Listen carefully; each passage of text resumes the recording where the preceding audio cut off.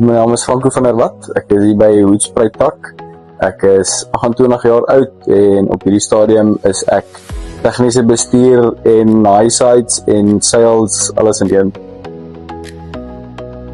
Wel, ek is eintlik gebore in Kuselu, so ja, dit voel al soos 'n leeftyd wat ek deel is van die groep.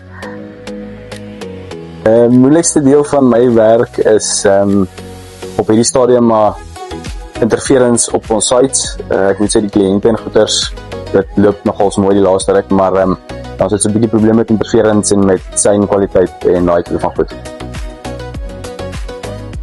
Ek dink die beste ding wat ek vir myself geleer het was hoe om te kan sukkel, want in hierdie industrie sukkel mense nogals meer as wat jy dink en ja, ek dink ek het dit nogal onder die knie gekry om geduldig te kan bly en aanhou sukkel totdat ek reg kom eventueel.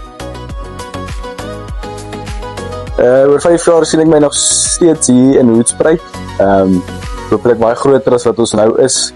Verkieslik met 'n kantoor en so 'n paar ekstra hande om die job so 'n bietjie makliker te maak. Maar ja, ons is op hierdie stadium baie happy hierso. So ons beplan om nog lank hier te wees.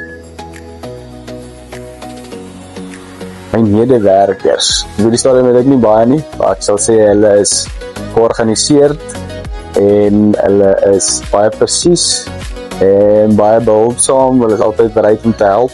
Ja.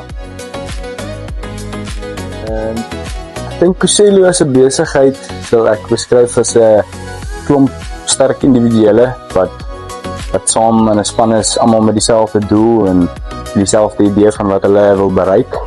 Ja, ek is baie trots om deel te kan wees vir dit. 'n Klomp mense wat bereid is om hard te werk vir dit wat hulle wil bereik in die lewe.